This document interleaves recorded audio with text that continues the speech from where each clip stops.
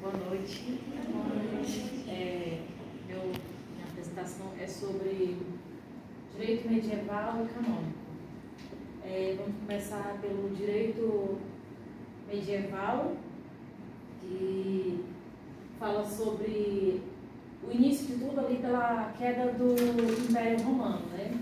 Então a gente vai começar ali por aquela época do Império Romano, que antes de iniciar o direito medieval, o direito romano já era vigente, já estava bem estabelecido e tudo, só que o Império Romano em si estava em decadência, né?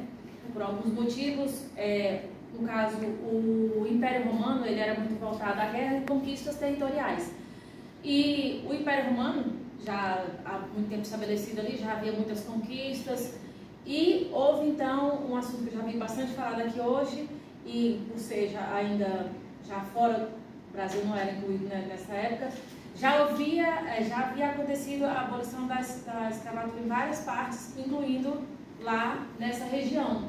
E com a abolição da escravidão, e o território já ser muito amplo, o império ser muito grande, então acabou que algumas coisas acabaram enfraquecendo o Império Romano, né? Mesmo que o direito romano estava já estabelecido, já vinha trazendo um crescimento, muitas vantagens, muitas coisas que já vieram até os dias de hoje, mas o Império em si tornava-se enfraquecido por essas questões. E uma das questões da queda do Império Romano foi a escassez de mão de obra escrava, por causa da abolição, né? Então, por ser o Império ser muito amplo e tudo, já não ter mais tanta a questão de conquistas por território, de guerras e tudo isso, então acabou que com a abolição do trabalho escravo, isso prejudicou bastante a questão econômica do Império Romano. Então isso acabou enfraquecendo o Império, mesmo apesar do direito manter-se estabelecido. Então, com a abolição dos escravos, vieram então o período dos servos, né? Então aquelas pessoas que deixaram de ser escravos, mas ainda assim tiveram oportunidade de trabalho com os servos. Como servos. E aí os senhores feudais, que eram os donos das terras daquele período, cediam terras para aquelas pessoas trabalharem, tirarem o seu sustento, manterem suas famílias, a troco de porções de produção, né? Aquilo que eles produziam, eles pagavam aqueles donos de terras com parte de suas produções. E isso fez com que a economia do campo crescesse, né? Lá no campo tudo ia muito bem, apesar de que em outras regiões não era o que acontecia, né? E além da escassez, do desenvolvimento no campo, o Império Romano também vinha enfraquecido por questões políticas, né? Sua infraestrutura abalada, a mistura muito grande entre a questão política, a questão religiosa. Então tudo isso acabou criando um inchaço na infraestrutura do Império Romano, causando ali a sua queda, né? E com essa decadência do Império Romano, ainda veio a invasão dos povos germânicos, europeus germânicos, sobre o Império Romano. E tudo isso levou à decadência total do Império Romano. E aí já foi no período da Idade Média, Alta e Baixa, que foi do período 11 a 18 a.C. E tudo isso causou uma grande abalo em toda a estrutura do período, né?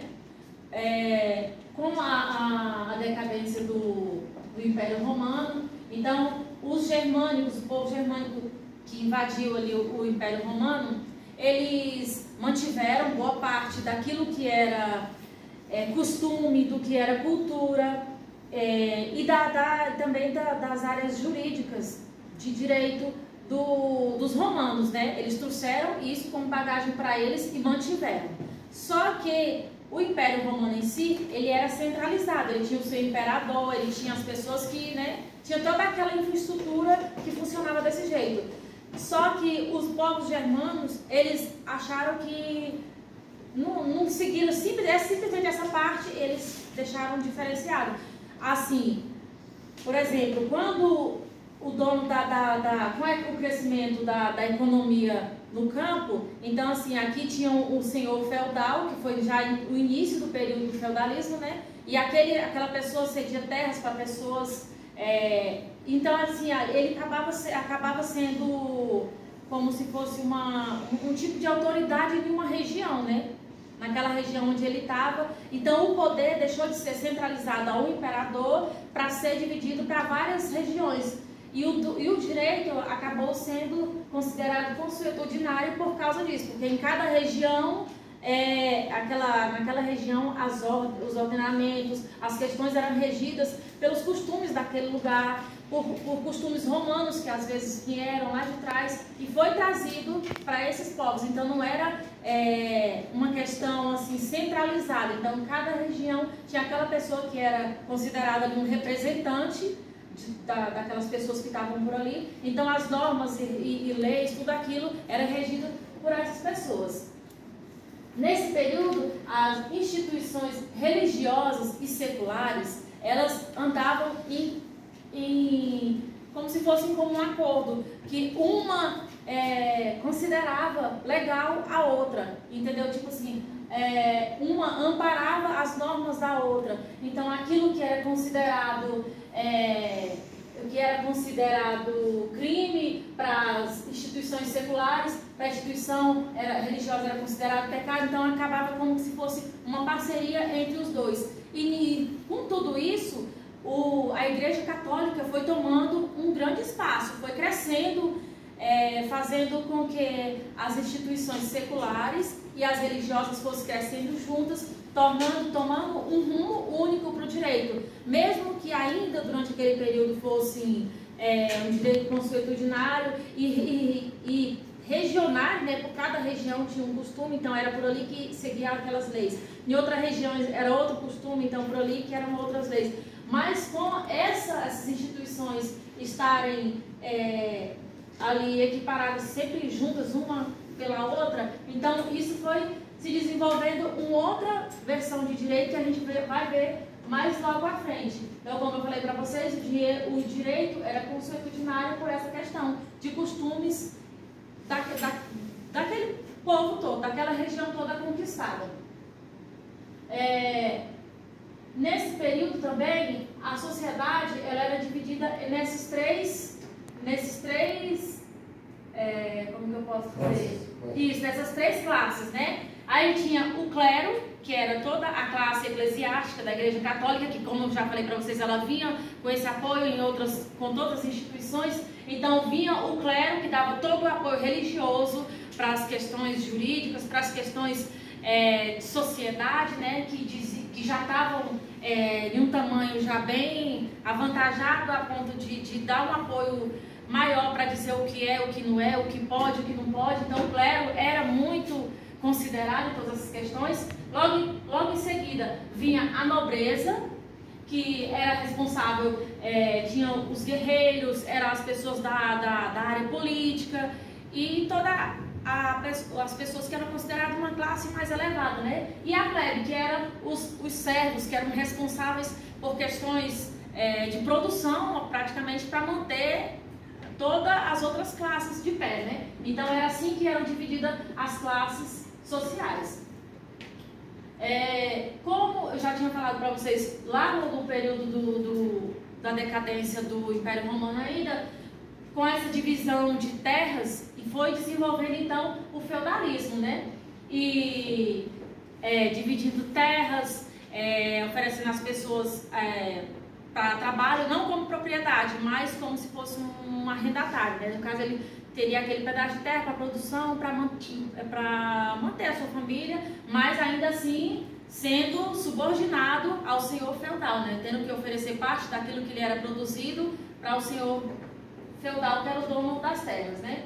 Então, também houve naquele período os pactos de vassalagem, que era apenas entre os nobres, né? Porque com o período de encerramento das conquistas, assim, não encerramento, mas para diminuição de conquistas territoriais, muitos já eram nobres, donos de feudos, mas muitos eram apenas guerreiros. E aqueles que eram considerados os donos das terras, os feudos, eles não tinham a segurança que eles tanto queriam, né? Então eles ofereciam terra para aqueles outros nobres que eram guerreiros, que já não estavam mais em conquista de territórios, a troco de segurança, a troco de parcerias com os donos de terras. E esse era o pacto de vassalagem que eles tinham. Aqui são sobre as múltiplas jurisdições privadas, como eu falei para vocês. Cada região tinha a sua jurisdição de acordo com seus costumes, de acordo com as necessidades das pessoas daquela região, daquele espaço. Então, em vez de ter apenas uma só regra, um jeito só, então cada região tinha suas leis, suas normas, criando assim até mesmo um pluralismo jurídico para aquela época. Com o crescimento, como eu falei para vocês, como o clero ele estava em um patamar mais elevado, porque ele foi crescendo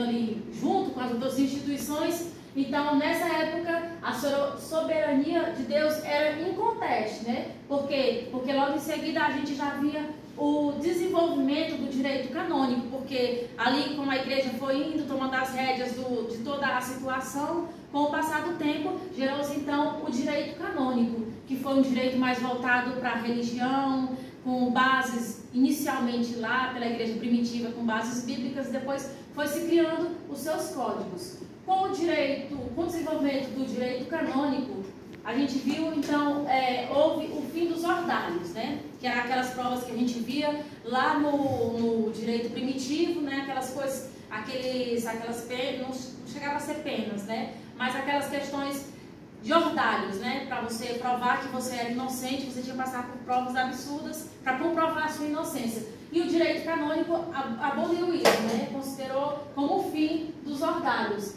Aí veio a redução da violência e de iniquidades, que é sobre as questões jurídicas, né, para não haver a violência judicial em questões e casos necessários. As sentenças durante o direito canônico, sentenças eram passíveis de apelações, independente do caso. Às vezes você poderia apresentar a sua defesa, você tinha direito a recorrer de alguma coisa. Então, tudo isso a gente podia contar no direito canônico.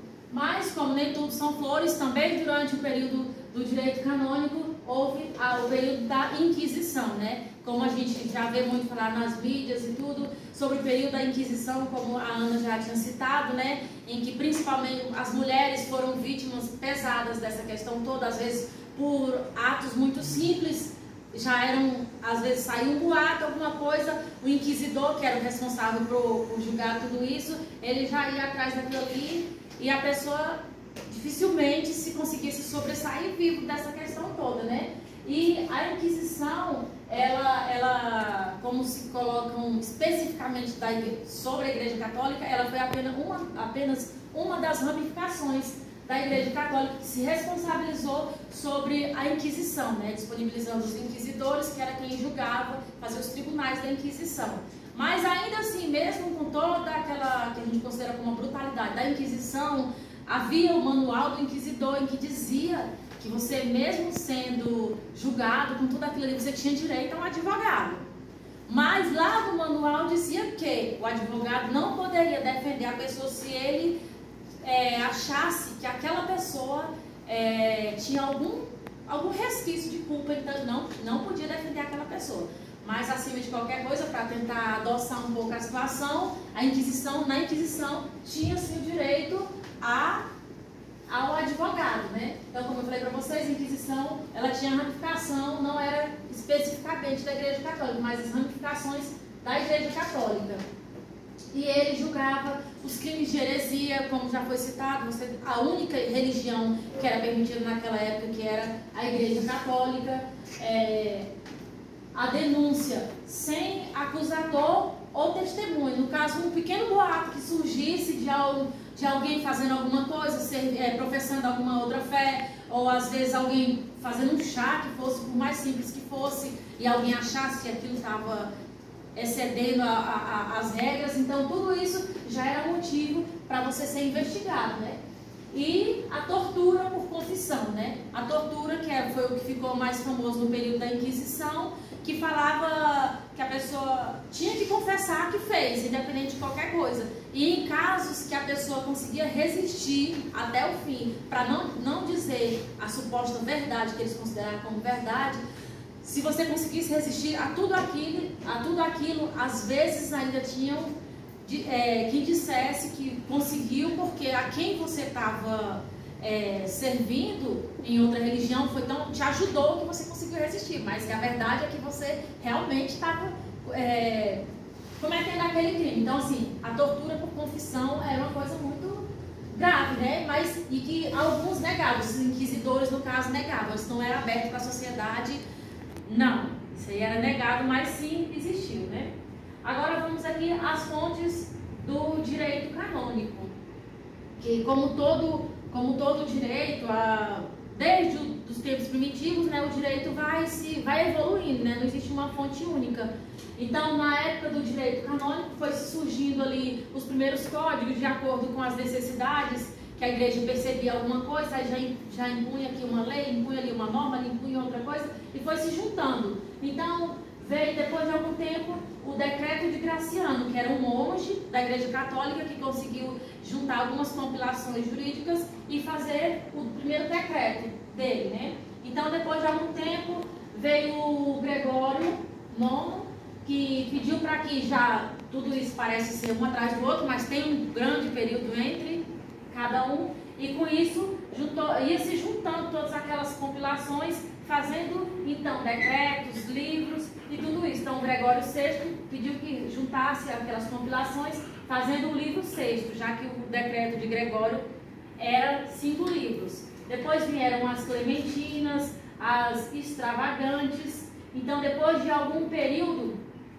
já haviam muitas alterações, muitas coisas, juntaram tudo aquilo e formaram os Corpus Iuris Canonici, que foi o ajuntamento de todas aquelas compilações. E em 1917, já agora bem recente, né, juntaram todos, que já vinham desde lá do Gregório, e fizeram o Codex Iuris Canonici, que falava sobre normas gerais das pessoas, das coisas, dos processos, dos delitos e das penas. Então, esse código tratava de tudo isso. E esse foi o meu trabalho.